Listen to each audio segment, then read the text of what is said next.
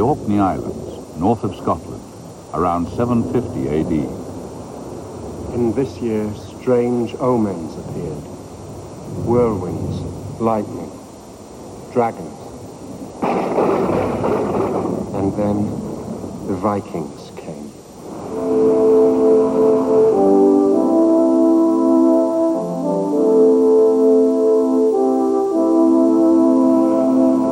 We know a good deal of Viking culture from their sagas, which weave together history, poetry, and myth. And we also know a good deal from the chronicles written by their victims, like the Anglo-Saxon Chronicle.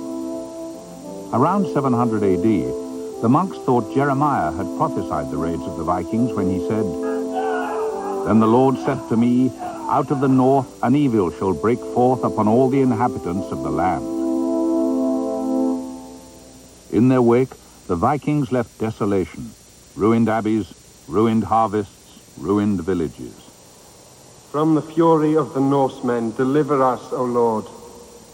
It was a fury that was born in the fjords, in what we now know as Norway. Historians quarrel about just what made the Vikings start their raids. Some claim the land was too poor to support them, and so they had to take to the sea. Others argue that there was a great deal of fighting within Scandinavia. Others yet claim there's something almost mystically violent about Vikings. Before about 500 AD, Viking boats were rather primitive. These are engravings of early Viking vessels found in caves. Hardly the kind of craft with which to navigate the ocean. But the Vikings gradually improved the designs of their ships, turning them into the magnificent dragon ships that were objects of beauty and became objects of terror. The Gokstad ship is an example of a fine Viking warship of 850 AD. It had a keel of 57 feet 9 inches, made from a single oak timber. The mast was made of pine. It stood 35 feet high. Iron rivets were driven in from the outside and secured by small iron plates. The caulking was of tarred animal hair or wool. The hull was kept in shape by 19 frames and crossbeams. The ships could survive rough waters. 15 or 16 warrior oarsmen sat on either side, and their colored shields hung in a row over railings. The ship had a very shallow draft, only 3.5 feet, so it could sail up the shallowest rivers to surprise victims.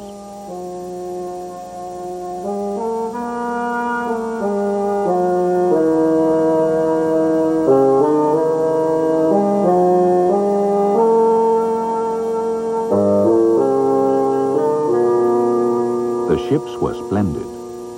The culture was stark, and often it encouraged aggression. It was said a Viking had 5 ways of earning a living: farming, fishing, hunting, trading, or fighting and robbing. And being a robber was not dishonorable. The Vikings treasured their weapons, their lances, swords, and axes. They polished them with sand.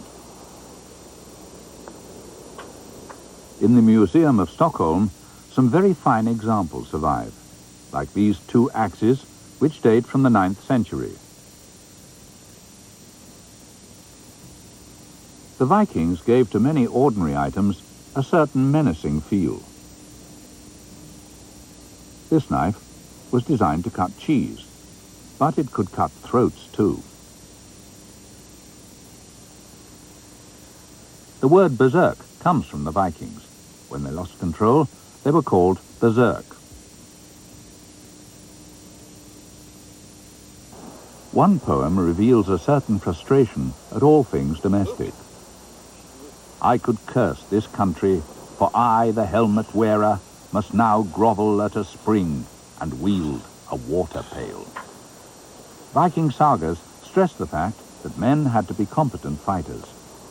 In every tribe, there were some men who were expert warriors and instructed the rest of the clan in how to fight.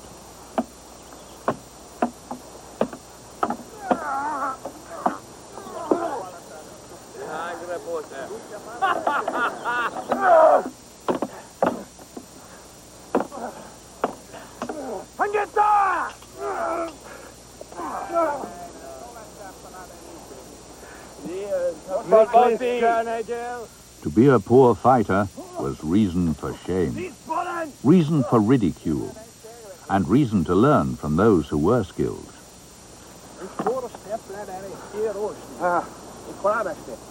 One trick Viking warriors used was to yell fierce battle cries, invoking their god of war.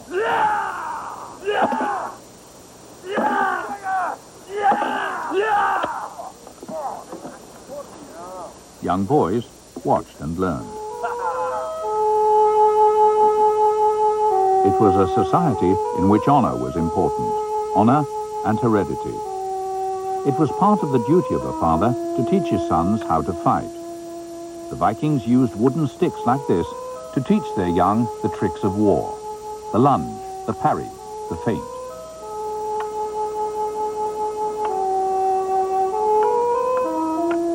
What was a game for children became deadly when the Vikings went a-roving. Viking raids went east and west, north and south. The Vikings swept across the North Sea to England and the west of Scotland. They established a base in the Orkneys in about 780.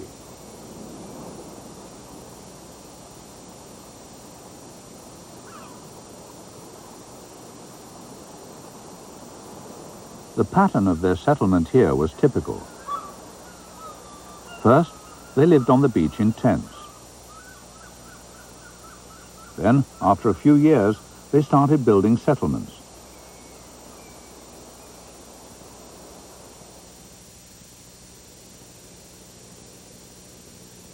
These ruins in the Orkney Islands are of a Viking round kirk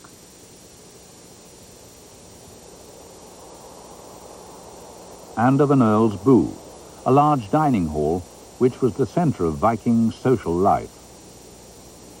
The Vikings established a kingdom in the north of Scotland, and it gave them a perfect base from which to attack the villages and monasteries of Britain.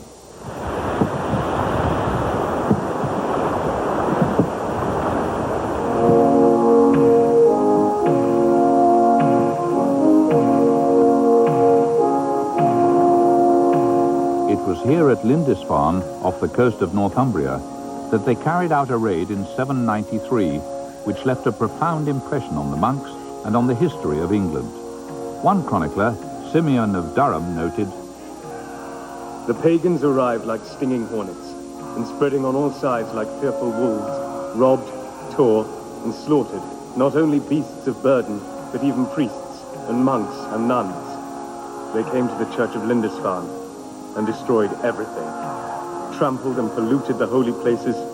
Their mouths froth, their eyes stare, they howl like wild beasts."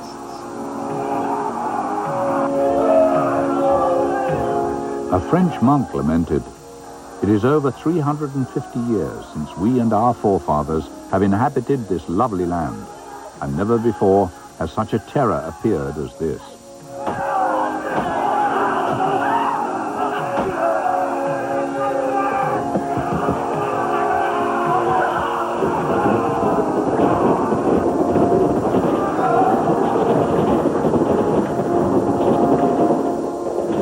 As warriors, the Vikings honored their dead.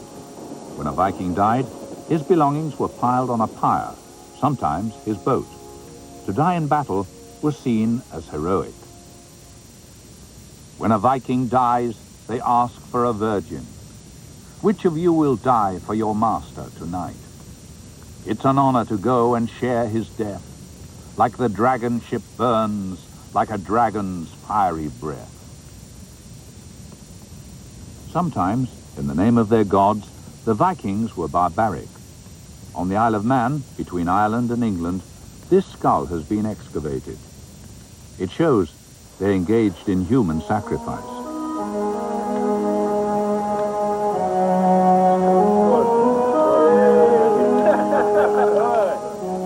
Some historians argue that it is wrong to see the Vikings as berserk and bloodthirsty. Most Vikings led peaceful lives. But what has gone down in history are their raids, some of which went to quite surprising places. We think of the Vikings as a northern people, but in 845 AD, a chief called Bjorn Ironside sailed towards Spain and Portugal with a fleet of about 150 ships. They stole a great deal of treasure, and the local inhabitants complained that the Vikings sliced through the sea like sharks and fought like wild beasts. To the natives, they lived up to their nickname, berserk. The Vikings captured Seville from the Moors who ruled it. The city was looted. Men were killed, women and children taken to be slaves. But the Moors rallied and burned the Viking ships.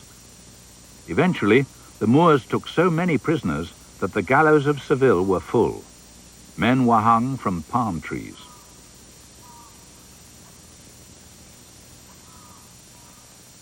But some Vikings escaped and went on to raid other towns in the Mediterranean.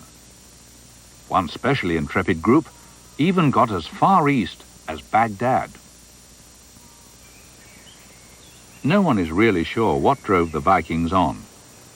Viking burial sites show that around 600 it was still a peasant culture.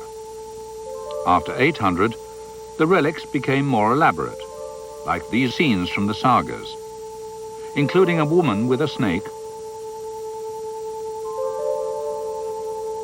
and a warrior, axe raised, on a horse.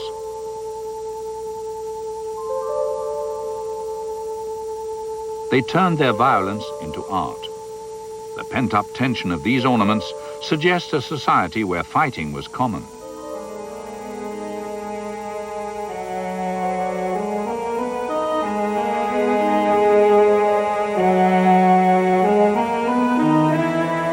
One famous relic is an animal head who seems to scream.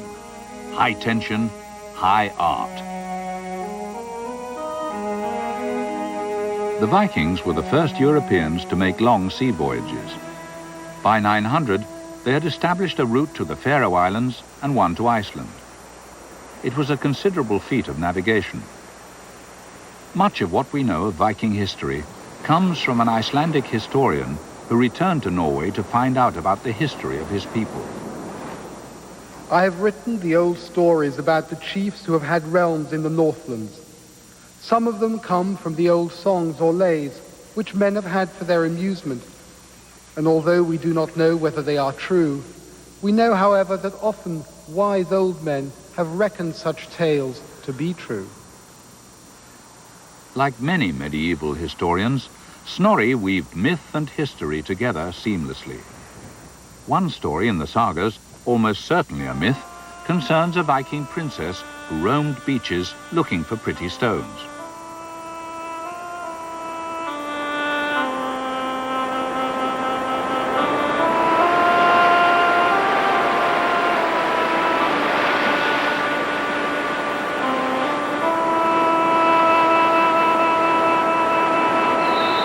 We know that to establish their position at sea, the Vikings used a dial like this. But it only worked in good weather. In the northern seas, the weather was often vicious. The sagas claim the princess found a sunstone, which reflected light in such a way as to point the position of the sun. Though historians have tried to find a stone with the properties of that found by the princess, it seems most likely this is a nice romantic myth. Just how the Vikings navigated remains something of a mystery.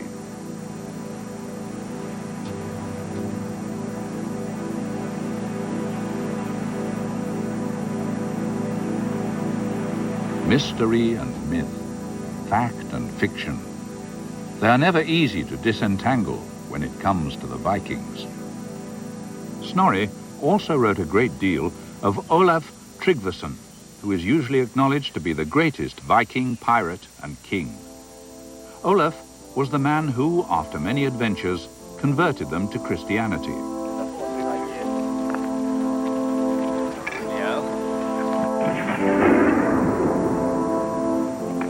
When he was 3 years old, Olaf Tryggvason was kidnapped by pirates. They murdered his foster father before his eyes. Olaf was taken to Estland, somewhere in the snowy wastes of Russia. Olaf spent 6 years in Estland. When he was 9 years old, in the summer, he went to a market. One man was struck by his face. It was Sigurd, his uncle. Who was your mother? Astrid. Who was your father? Tryggvi.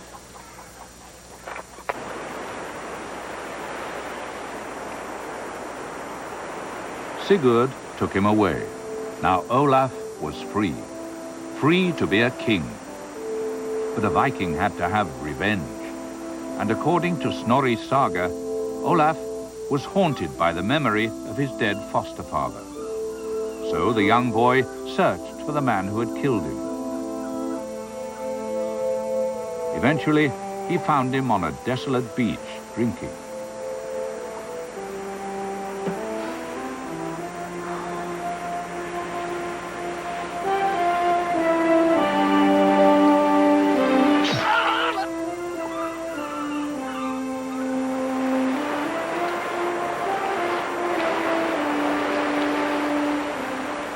In the myth, Olaf had to cleanse himself of blood.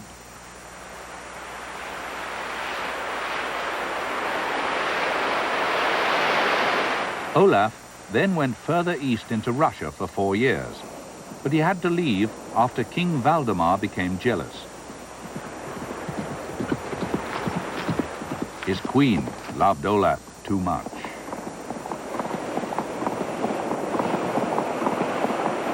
Then Olaf took up what the Vikings were famous for, piracy. Olaf sailed to England. He raided Northumbria, where he sacked many abbeys. He sacked the west coast of Scotland, where he attacked the abbey of Iona. He attacked the Hebrides. He attacked the Welsh coast at St. David's.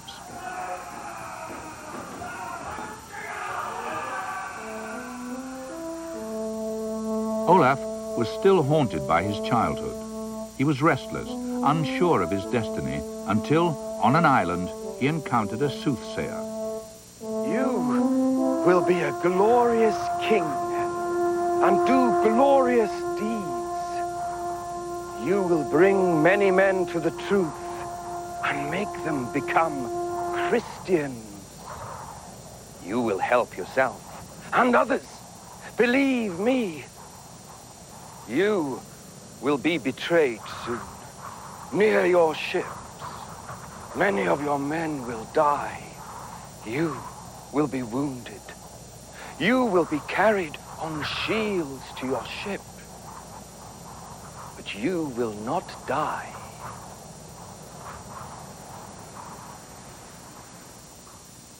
According to Snorri, everything prophesied came true. Olaf became King of Norway, and he was baptized. But Olaf had no intention of allowing Christian principles to interfere with the pleasures of piracy.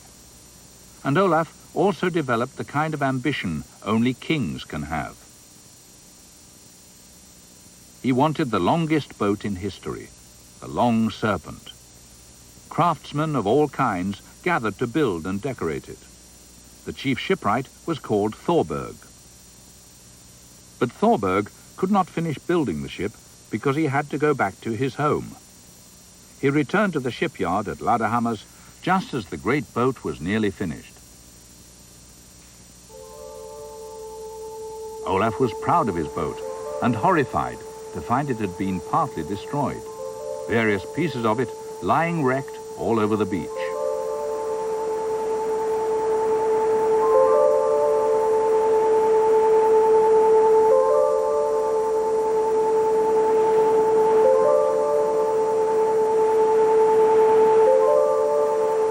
I You're the man who tells me who did this.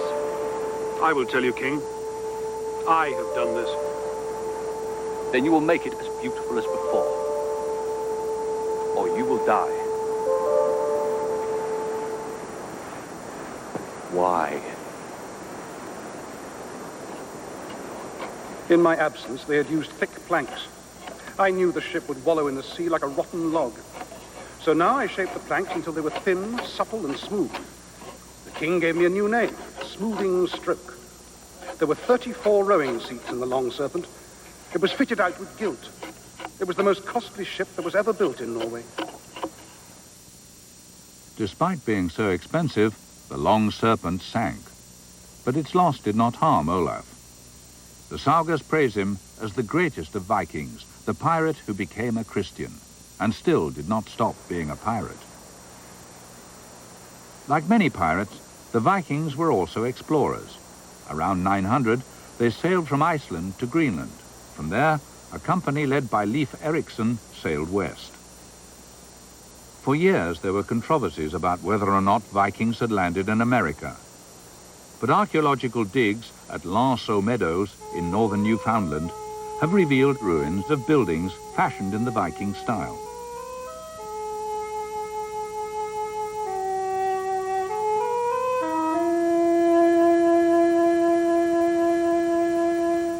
Archaeologists have also unearthed these relics and established they were Viking. Some historians claim the Vikings went further south to Nova Scotia. The sagas certainly speak of a place called Vinland, warm enough to grow vines. But the only certain proof of settlement is from Lanceau Meadows.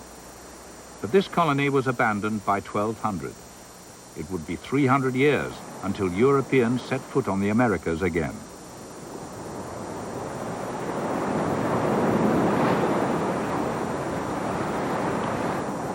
The Vikings started as outlaws, but their most remarkable achievement was the way they changed.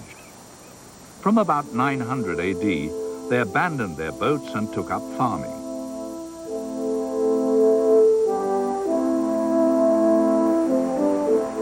What is striking is how many place names all over Europe are of Viking origin.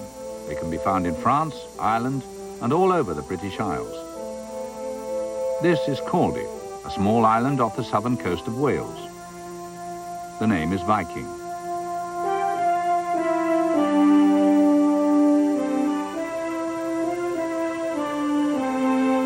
This is Wick, in northeast Scotland. Again, the name is Viking.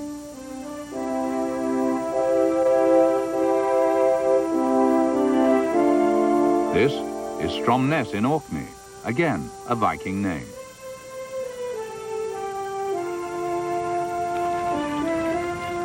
On Shetland every year, they burn a Viking boat. It's a memorial, a carnival, a fiesta under the northern skies to celebrate the fact that the fury of the Norsemen who had caused so much terror is now history.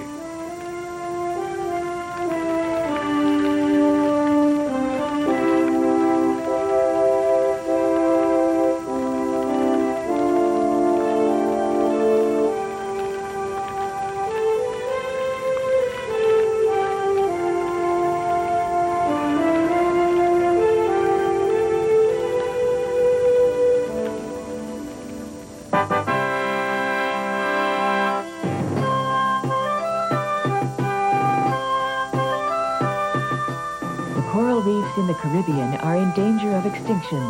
Join host Lauren Miller as she talks to some of the people dependent on the reefs and those who are trying to save them, next on TVO's Journeys.